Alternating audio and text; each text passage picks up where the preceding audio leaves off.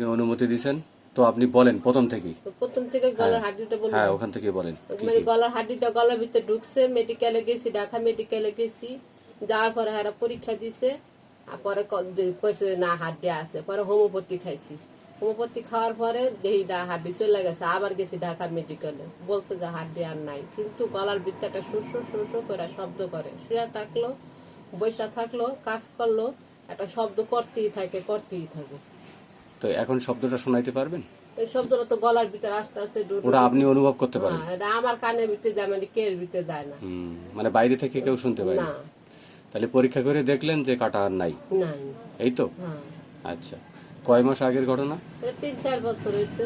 3-4 বছর? হ্যাঁ, এই ভুগতি আছে, মেডিকেলে যায় ওষুধ খাইতাছি কমে আর না। আচ্ছা, আর একজনে কইলো যে হোমিওপ্যাথি খাইয়া দেহ কমেনি। ইনশাল্লাহ আশা তো করে চলে যাবে। এইসব বিরল কেসই তো আমরা দেখি। বিরল মানে কঠিন কেস, মানে একটা দুরাহ ব্যাপার, যেটা ভালো হচ্ছে না, সেই ধরনের কেসগুলোই আমরা দেখি আমাদের কাছে লাস্টে আসে। যেমন আপনি প্রথমে হোমিওপ্যাথির কাছে গেছেন, এটা ঠিক আছে, এটা ভালো একটাই, কিন্তু খাওয়ার পরে চলে গেল, যাওয়ার পরে আবার পরীক্ষা নিরীক্ষা, মনে সন্দেহ হলে ওই যে শব্দ হয়, তখন আবার পরীক্ষা নিরীক্ষা করলেন, করার পরে দেখলেন, বললো যে না নাই নাই, কিন্তু এই শব্দটা আর যায় না।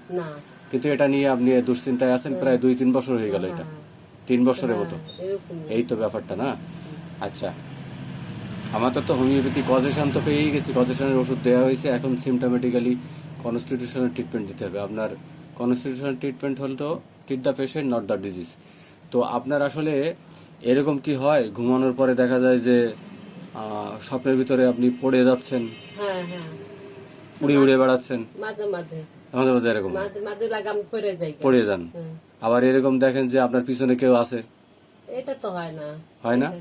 মানে দেখতেছেন যে আপনি একা চলতেছেন, মনে হয় যেন পিছনে কেউ আছে, তাকাই দেখলেন আসলে কেউ নাই, এরকম হয় না? এরকম হয় না, কিন্তু পড়ে যাই, এটা মাঝে মাঝে অনুভব হয়। যারা মারা গেছে এদের স্বপ্ন দেখেন মাঝে মাঝে? হ্যাঁ, দেখি।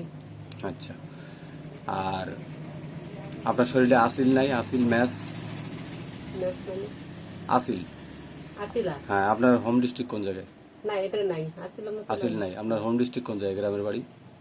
আমি থাকি বরিশালে। ও, বরিশালে থাকেন। আচ্ছা, তো বরিশাল থেকে আসছেন না?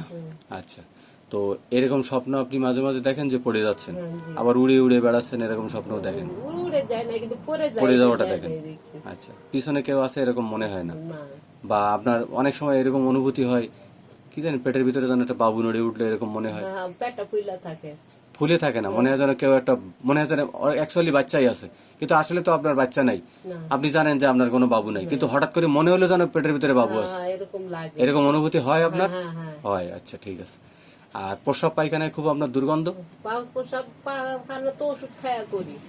ওষুধ খেয়েই করা লাগে? সারা বছরই ওষুধ খেয়ে তারপর প্রস্রাব পায়খানা করা লাগে? আচ্ছা, আর কি কি সমস্যা বলেন তো দেখি। আর কিছু নাই? আর কোনো সমস্যা নাই? দেখি আপনার জিহ্বাটা দেখি। পানির পিপাসা কেমন? পানির পিপাসা 24 ঘন্টা খাইতে থাকে। মেজাজ কেমন আপনার? মেজাজটা একটু আছে করা, কেউ একজন বেশি কথা বললাম মাথার ভিতরটা কামড়া, মানে আমি কথা কম বলি আমার জামাইয়ের সাথে। আপনি যে কোনো কাজকর্ম যা করেন বাড়িতে, এগুলো কি একটু দ্রুত গতিতে করেন না একটু স্লো স্লো করেন, আস্তে আস্তে, ধীরে ধীরে ধীরে ধীরে আস্তে আস্তে করেন? সারাদিন গট গট গট গট করে, শরীরটা দুর্বল থাকে। মানে আপনার ভিতরে ফিক্সড হয়ে গেছে এটা, যে ঘট ঘট ঘট ঘট করতেছে একটা, এটা আপনি শুনতে পাচ্ছেন কিন্তু পাশের কেউ শুনতে পায় না। মানে আপনার ভিতরে অহরহ এই শব্দটা শুনতেই পান, কানের ভিতরে সবসময় একটা আওয়াজ। আপনার গলায় কোনো মাদুলি আছে? মাদুলি ব্যবহার করেন? তাবিজ দিছেন? তাবিজ, মাদুলি এগুলো আছে? আচ্ছা আচ্ছা, পিজুটিস, ঠিক আছে। তো এই জন্য আপনার একটা ফিক্সড আইডিয়া হয়ে গেছে যে আমি আর ভালো হব না, এরকম মনে হয় যে আমি আর মনে হয় ভালো হব না। এই ডাক্তার দেখাইলাম, এত কিছু করলাম, পরীক্ষা নিরীক্ষা করলাম, ঢাকা মেডিকেল থেকে ফিরাই দিয়েছে, বলছে কোনো সমস্যাই নেই। ঠিক আছে, তো এটার জন্য আমার একটা চ্যালেঞ্জিং কেস। ইনশাল্লাহ আপনি সুস্থ হয়ে যাবেন, আমি আশা করতেছি। 2-3 বারের ওষুধে ইনশাল্লাহ সুস্থ হয়ে যাবেন। 2 থেকে 3 বার ওষুধ আপনার নেওয়া লাগতে পারে, ইনশাল্লাহ আপনি সুস্থ হয়ে যাবেন। আশা করতেছি একদম ফুললি সুস্থ হয়ে যাবেন। বিশ্বাস আছে তো আপনার? ইনশাল্লাহ। হোমিওপ্যাথিতে খাইছেন আপনি, হোমিওপ্যাথি, আরো হোমিওপ্যাথির উপরে আপনার বিশ্বাস আছে, আস্থা আছে, বিদায় আবার আসছেন। ঠিক আছে, তো ইনশাল্লাহ আমিও আপনার অভয় দিলাম। আর আমার জন্য এটা চ্যালেঞ্জিং, হোমিওপ্যাথির জন্য এটা সুনাম আসবে, আমার জন্য সুনাম আসবে, আপনিও খুশি হবেন যদি এই কেস ভালো হয়। তো এই কেস ভালো হলে আপনি আবার একটা রিপ্লাই দিবেন। আজকে অনুমতি দিয়েছেন, আমি কেসটা দিলাম, আপনাকে অশেষ ধন্যবাদ। তো আমাদের হোমিওপ্যাথিতে এইসব বিরল কেসগুলো যদি ভালো করতে পারি তাহলে হোমিওপ্যাথিতে রোগীর অভাব হবে না ইনশাল্লাহ।